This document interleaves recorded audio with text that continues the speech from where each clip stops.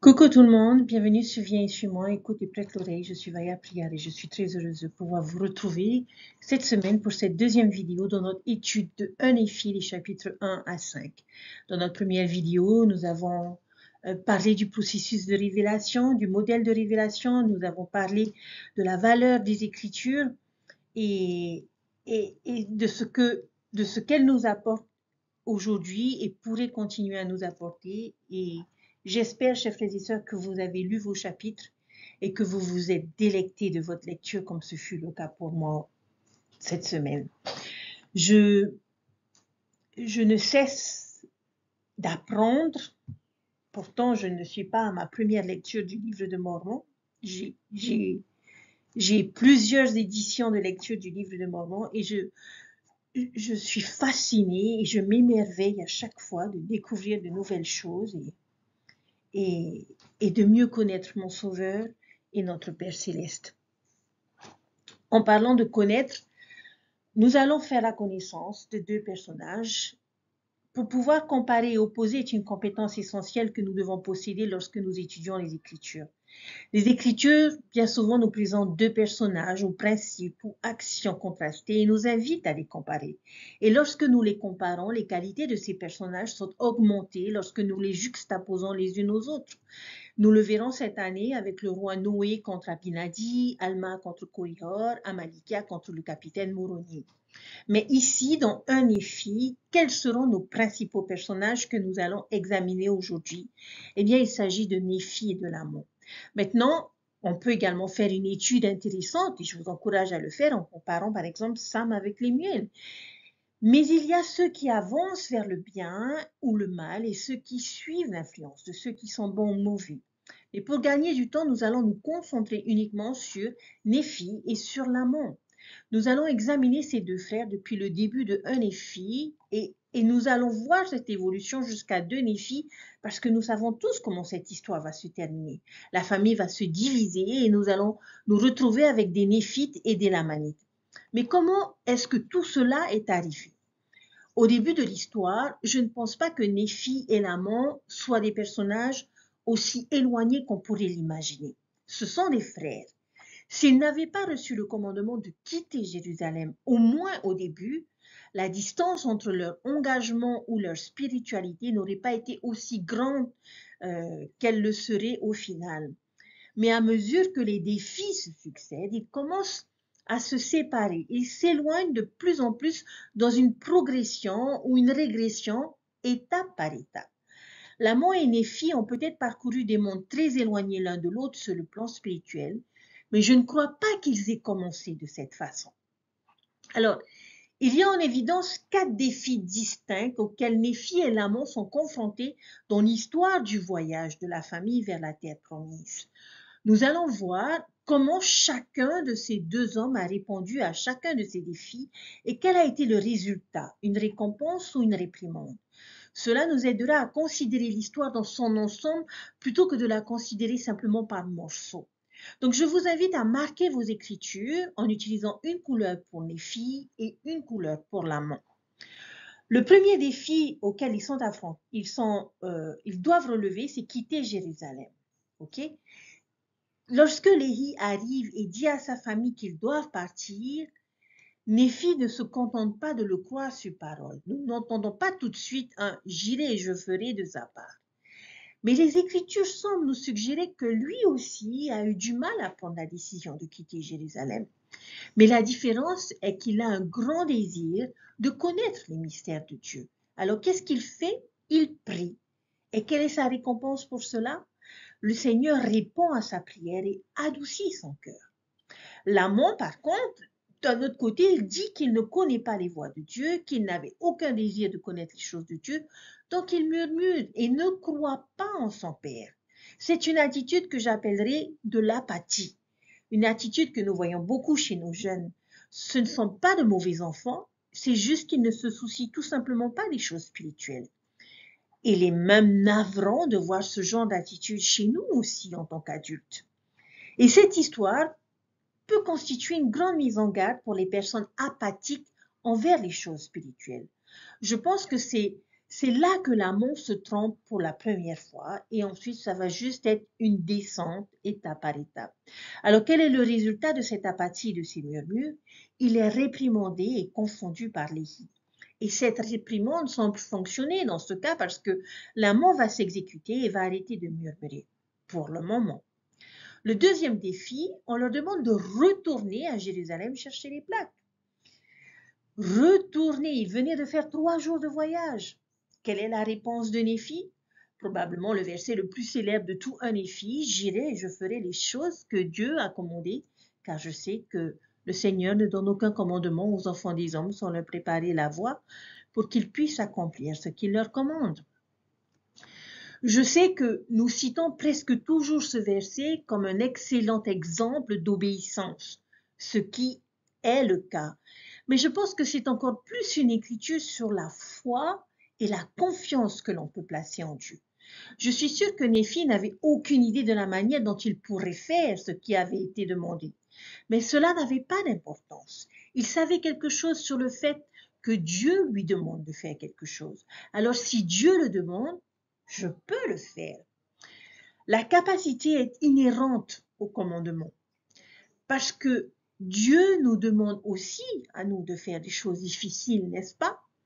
Et c'est ce que disent l'amant et Lémuel. En s'adressant à leur père, il leur dit, c'est une chose difficile que tu exiges de nous. Alors, quelle est la chose difficile que Dieu nous a demandé, chers frères et sœurs? Ce peut être un commandement comme celui de payer la dîme dans des circonstances financières très difficiles. Ce peut être de pardonner à quelqu'un qui nous a profondément blessés, ou de rester moralement pur dans un monde immoral, ou de servir dans un appel difficile, ou dire la vérité quand ce n'est pas à notre avantage, ou pour vous les jeunes, tout simplement, c'est de faire une mission en plein temps. Dieu n'hésite pas à nous demander de faire des choses difficiles, mais nous pouvons nous souvenir de Néphi. Si Dieu nous demande de le faire, que savons-nous? Que nous pouvons le faire. Lorsque Dieu nous demande de faire quelque chose, il nous prépare toujours un moyen pour le faire.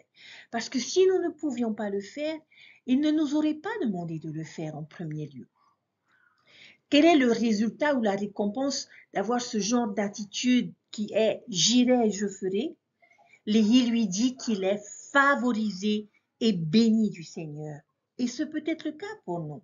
Si nous obéissons au commandement de Dieu, aussi difficile soit-il, nous serons favorisés et bénis de Dieu. L'amant, en revanche, qui dit que c'est une chose difficile, est plus que probablement réprimandé à nouveau par Léhi. Mais il n'y a aucune trace d'une réprimande spécifique. Nous devons donc peut-être simplement deviner. En tout cas, l'amant finit par y retourner, mais il trouve cela trop difficile. Je souhaiterais m'arrêter un instant sur cette maîtrise d'écriture de 1 Néphi 3,7 que nous connaissons. Qu'est-ce qui a permis à Néphi de dire « j'irai et je ferai » Regardez le verset 1 du chapitre 3, que nous dit-il? Il arriva que moi, Néphi, après avoir parlé avec le Seigneur. Voilà l'état d'esprit dans lequel se trouvait Néphi, qui lui a permis d'accepter cette responsabilité de récupérer les plaques. Il parlait avec le Seigneur. Cela signifie qu'il connaissait Dieu et savait de quoi il était capable. Chers frères et sœurs, si le simple fait de parler avec Dieu a donné le courage d'accomplir cette tâche, ne pensez-vous pas que ce pourrait être la même chose pour nous? Si nous commencions chacune de nos journées en parlant avec Dieu, ne pensez-vous pas que nous trouverions le courage et la force d'accomplir ce que Dieu nous commande? Lorsque nous lisons ce verset 7, nous le valorisons toujours dans la perspective de Néphi. Il est courageux, il l'a fait, il a suivi le commandement. Mais si nous le lisions dans la perspective de Dieu, il y a une question que l'on pourrait se poser. Qui a donné ce courage à Néphi? C'est Dieu.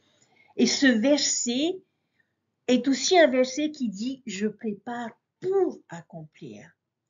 Chers frères et sœurs, sachons reconnaître la part de Dieu dans ce récit et dans notre récit, de manière à ce que ce soit plus facile pour nous d'être courageux parce que nous voyons l'intervention de Dieu.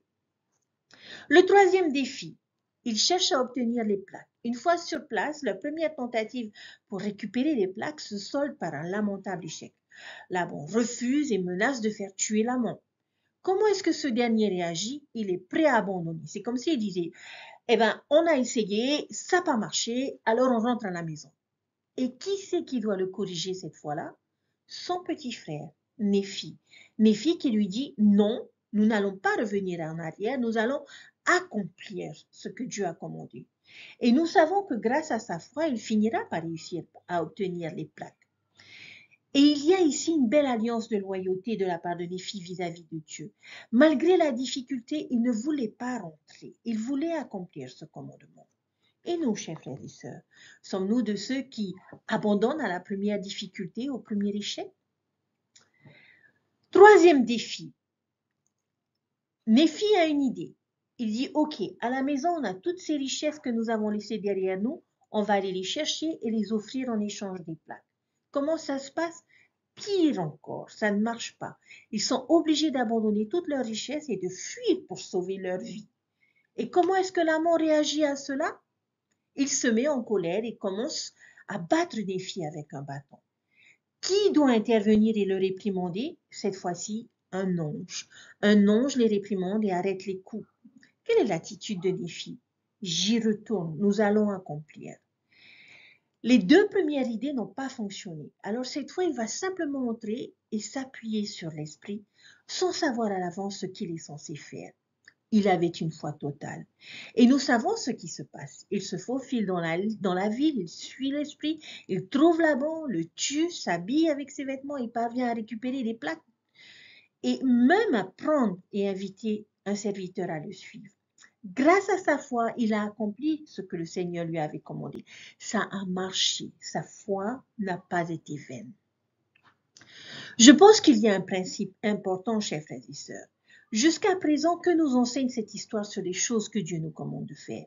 Est-ce que ça va toujours être facile? Bien sûr que non. Il y a des défis à obéir.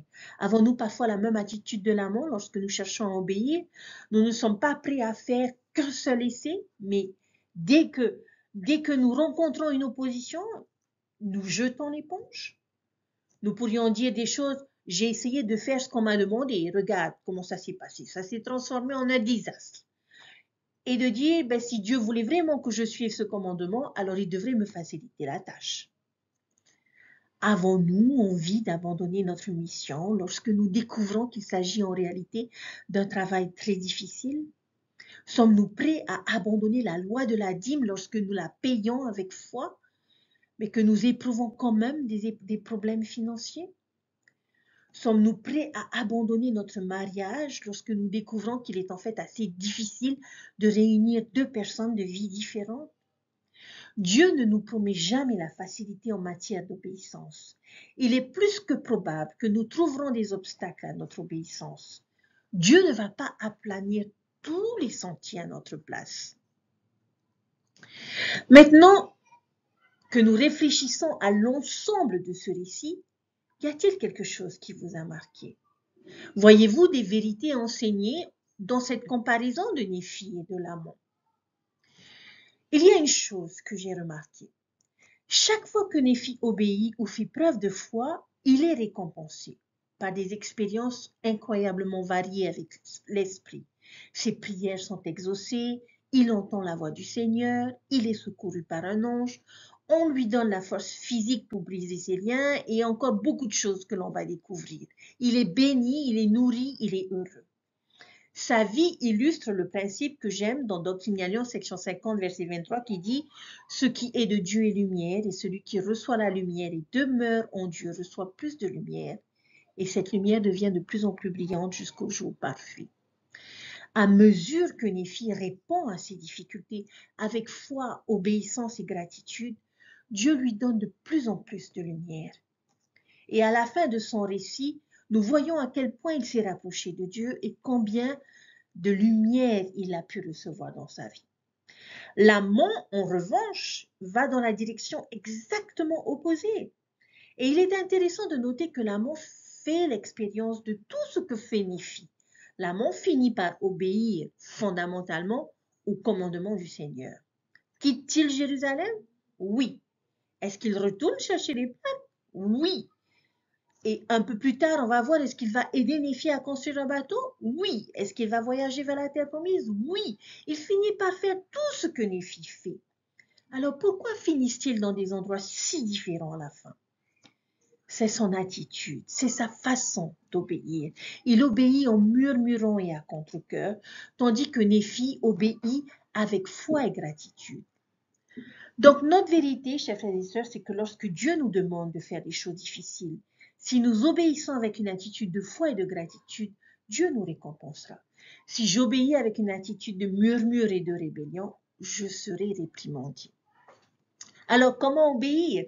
Allons-nous à l'église ou au séminaire avec une attitude terrible? Payons-nous notre dîme en grommelant dans notre souffle? Remplissons-nous nos appels, mais juste le strict minimum et avec une mauvaise attitude? C'est une attitude de boiteux ou je dirais une attitude de lament. Nous ne devrions pas avoir ce genre d'attitude, chers frères et sœurs. Jetons un coup d'œil rapide aux réprimandes faites à l'amont. Est-ce que vous avez remarqué quelque chose dans l'ordre de ces réprimandes? Il est d'abord réprimandé par son père, ensuite il est réprimandé par son frère et ensuite il est réprimandé par un ange. Les réprimandes augmentent en intensité et en sérieux, n'est-ce pas? C'est comme si Dieu avait un grand mur de réprimandes parmi lesquelles il pouvait choisir et à mesure qu'il avance, elles deviennent de plus en plus intenses à chaque fois. Au début, une réprimande de son père est tout ce dont il avait besoin pour se redresser. Mais ensuite, une réprimande de son jeune frère est encore plus difficile à avaler. Et je pense vraiment que l'ordre des deux suivants est intéressant. Il est réprimandé par un ange.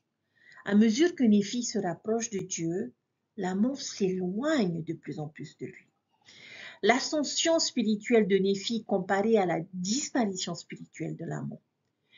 Maintenant, pourquoi est-ce que Dieu réprimande-t-il l'amant? Parce qu'il le déteste et qu'il veut le punir pour son mauvais comportement? Non, Dieu aime l'amant et il espère que ces châtiments changeront son cœur, le transformeront pour de bon. Comme il est dit dans Doctrine et Alliance, section 95, et versets 1 et 2, « Ceux que j'aime, je les châtie aussi, afin que leurs péchés soient pardonnés, car avec le châtiment, je prépare la voie pour leur délivrance en toutes choses de la tentation, et je vous ai aimé. C'est pourquoi vous devez nécessairement être châtiés et être réprimandés devant moi. » Les réprimandes et le châtiment nous ouvrent la voie au pardon. Dieu ne peut tout simplement pas se permettre d'être dédaigneux ou permissif avec nous. Il veut ce qu'il y a de mieux pour nous. Il sait que l'amant est capable de faire mieux, qu'il a un plus grand potentiel et dit, l'amant, si tu ne te réveilles pas bientôt, tu vas te retrouver au bout d'un chemin que tu ne voudras pas emprunter. Celui qui mène à la mort spirituelle. Et je ne veux pas que tu meures. Alors le Seigneur lui dit, laisse-moi essayer de t'aider. Et malheureusement, dans le cas de l'amant, cela ne fonctionne que pendant un petit moment. Il finit toujours par revenir à ses anciennes habitudes. Alors finalement, lorsque Léhi meurt et que l'amant revient à ses vieux tours, c'est comme si Dieu tendait la main pour la prochaine réprimande et découvrait qu'il n'y avait rien. Et il les a tous utilisés. Il a essayé tout ce qu'il pouvait. Alors maintenant, il ne reste plus qu'à le résigner à son sort. Et ils sont coupés de la présence de Dieu. Chers frères et sœurs, j'espère que nous ne nous retrouverons jamais au bout de ce chemin. Alors, pour conclure, qu'allons-nous retenir de cette leçon?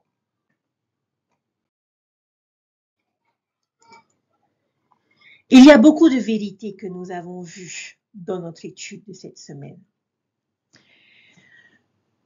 Et je vous invite à noter dans votre journal ces vérités. Nous avons parlé de l'apathie envers les choses de Dieu qui est une attitude spirituellement dangereuse. Nous avons vu que si Dieu me demande de faire quelque chose, aussi difficile soit-il, je peux le faire, voire même l'impossible. Lorsque nous cherchons à obéir au commandement de Dieu, nous devons nous attendre à des défis et à de l'opposition. L'obéissance volontaire égale récompense et proximité de Dieu. L'obéissance réticente égale réprimande et séparation d'avec Dieu. Les réprimandes divines ouvrent la voie au pardon. Si je leur réponds positivement, ils me ramèneront à lui. Si je les rejette continuellement, je finirai par être retranché de sa présence. Il y a quelque chose, chers frères et sœurs, que le président Nelson a dit récemment dans son excellent discours qui est pensé de manière céleste et qui s'applique bien ici.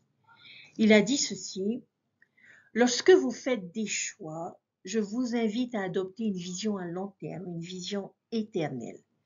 Mettez Jésus-Christ en premier parce que votre vie éternelle dépend de votre foi en lui et en son expiation. Cela dépend également de votre obéissance à ses lois. L'obéissance vous ouvre la voie à une vie joyeuse aujourd'hui et à une grande et éternelle récompense demain. Fin de citation. Chers frères et sœurs, je prie pour que nous mettions également la foi pour obéir dans notre sac à dos spirituel.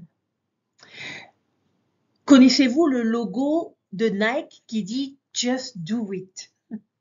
Il est sage pour nous d'adopter cette attitude lorsque Dieu nous demande de faire des choses difficiles. Just do it. C'était l'attitude de Néphi.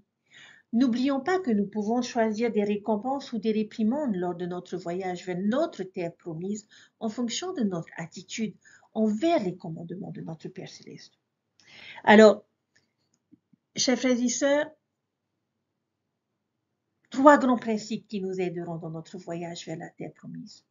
La révélation personnelle, les Écritures et la foi pour obéir aux commandements de Dieu.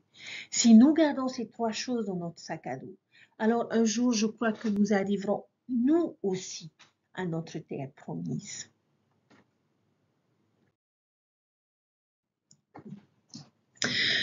Ce récit nous enseigne l'exemple d'un véritable disciple du Christ.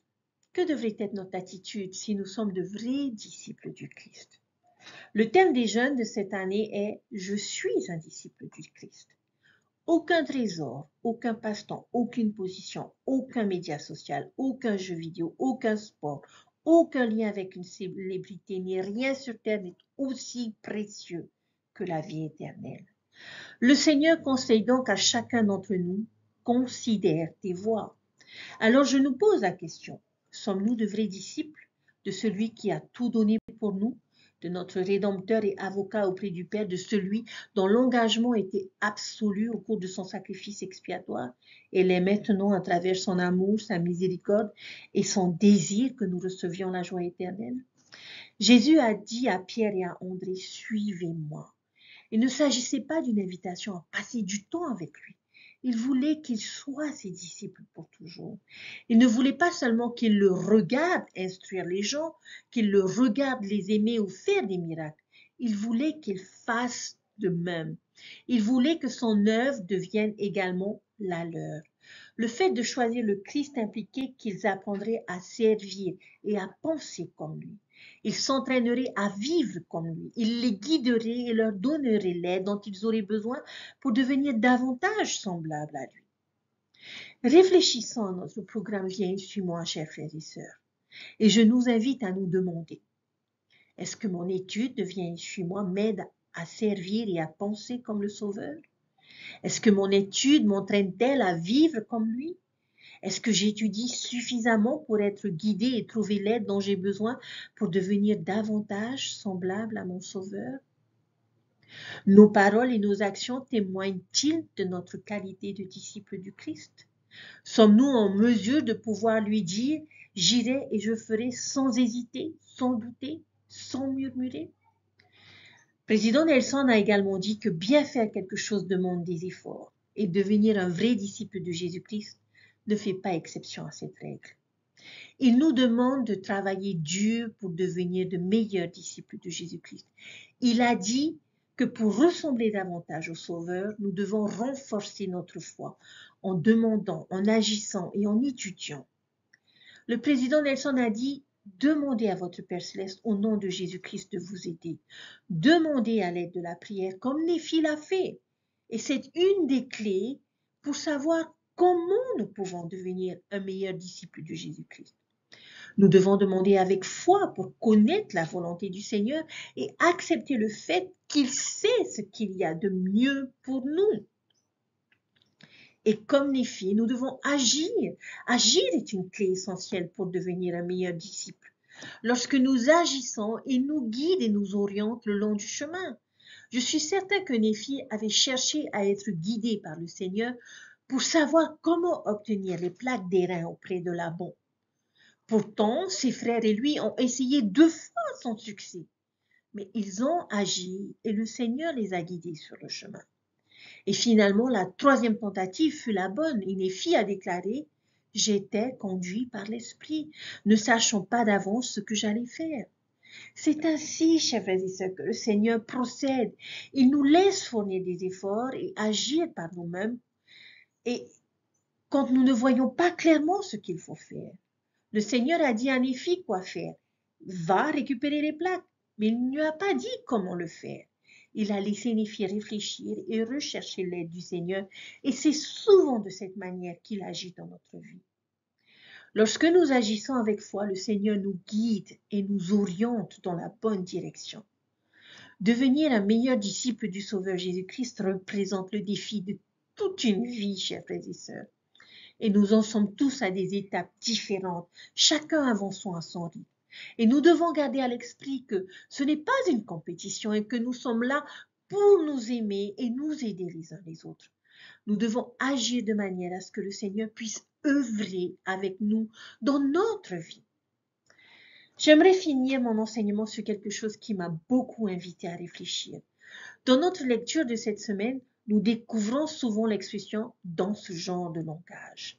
Et il y a 5 types de langage. Le premier se trouve dans 1 Néphi 1,15, langage utilisé par les Hébreux pour louer Dieu. Le deuxième dans 1 Néphi 2,12, langage utilisé par l'amont et les muels, qui est celui des murmures, des plaintes et de la colère. Le troisième se trouve dans 1 Néphi 3,21, langage utilisé par Néphi pour persuader ses frères d'être fidèles à garder les commandements de Dieu, que l'on peut aussi considérer comme le langage de la foi. Le quatrième se trouve dans 1 Néphi 5, verset 3, qui est le langage utilisé par Saria, qui est celui des plaintes, du doute, de la colère, du reproche. Et enfin, le 5e se trouve dans 1 Néphi 5,5, où Léhi témoigne à sa femme des tendres miséricordes de Dieu en parlant d'une promesse qui ne s'était pas encore réalisée. Et ce même langage que Saria a fini par avoir au verset 8, après avoir reconnu l'intervention de Dieu dans cette expérience. Chers frères et sœurs, quel langage tenons-nous aujourd'hui? Louons-nous Dieu et reconnaissons-nous ses tendres miséricordes? Murmurons-nous et trouvons-nous que ce que Dieu nous demande est trop difficile? Encourageons-nous ceux qui sont autour de nous à rester fidèles, à garder les commandements de Dieu? Nous lamentons-nous de nos épreuves? Avons-nous des paroles de colère, de reproche envers ceux qui sont fidèles? Avons-nous le langage de la foi lorsque nous ne savons quoi faire ni où aller? Je nous invite à méditer sur le genre de langage que nous avons aujourd'hui et à le changer si cela doit être nécessaire ou à persévérer. Chers frères et sœurs, nous devons croire en ce Dieu qui peut réaliser l'impossible comme il l'a fait avec Néphi. Nous avons appris à mieux le connaître dans ce récit et je vous témoigne qu'il vit et qu'il nous aime et qu'il prépare toujours la voie pour que nous puissions accomplir ce qu'il nous commande. Je rends personnellement témoignage aujourd'hui que Dieu est un personnage distinct, vivant, qui connaît notre nom, entend nos prières et y répond, et nous chérit éternellement comme ses enfants d'esprit. Je témoigne qu'au milieu des tâches merveilleusement complexes de l'univers, il recherche notre bonheur et notre sécurité avant toutes ces autres préoccupations divines.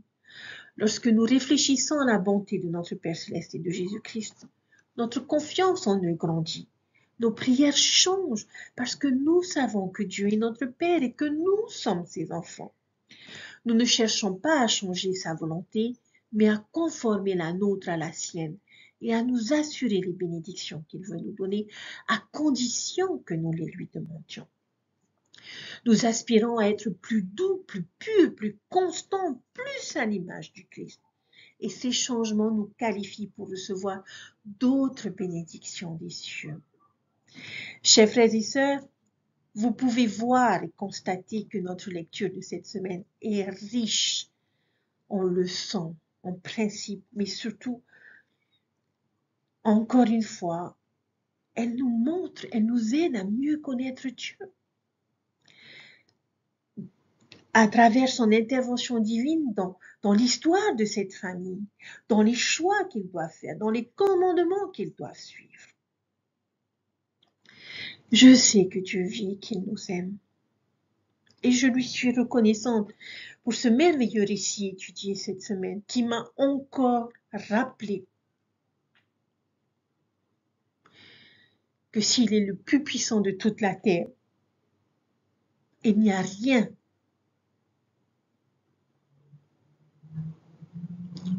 dans notre vie qu'il ne peut nous accorder. Parce qu'il est plus puissant que toute chose. Oui, obéir à Dieu n'est pas facile. Mais c'est possible. Et je préfère avoir des récompenses que d'être réprimandé. Alors, chers frères et sœurs, je vous invite à lire vos Écritures et à laisser ces versets vous parler. Écoutez ce que Dieu a à vous dire. Il connaît votre vie, il connaît votre cœur, il connaît vos pensées, il connaît vos circonstances. Écoutez. Et vous obtiendrez le témoignage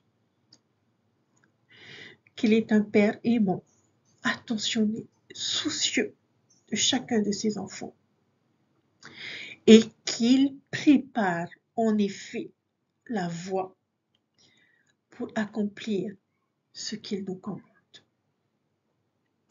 Je vous laisse toutes ces choses au nom de Jésus-Christ. Amen. Je vous souhaite un merveilleux week-end, chers frères et sœurs, et de merveilleux moments passés avec notre Père Céleste dans votre lecture des Écritures. Je me suis tellement reconnaissante pour tous ces principes et pour toutes ces merveilleuses paroles que je découvre jour après jour. Et j'espère que c'est votre cas. Si vous ne vous êtes pas encore engagés, chers frères et sœurs, faites-le. S'il vous plaît, faites cet effort. Engagez-vous à ouvrir votre livre de Mormon et à le lire, à le méditer et à le sonder.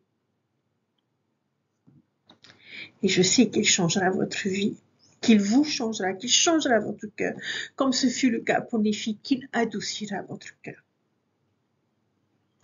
Prenez soin de vous et je vous retrouve la semaine prochaine pour de nouvelles aventures. Merci pour vos messages, merci pour vos commentaires, merci pour ceux qui me suivent sur Instagram. Je vous invite à répondre à mes questions. Je serai contente de voir quelles seraient vos réponses à ces questions que je vous propose chaque semaine pour vous aider dans votre étude de Viens et suis-moi. Et peut-être que vos réponses pourraient aider d'autres personnes qui nous suivent et qui voient chacune de ces publications. Je vous dis à très vite. Prenez soin de vous. Bye.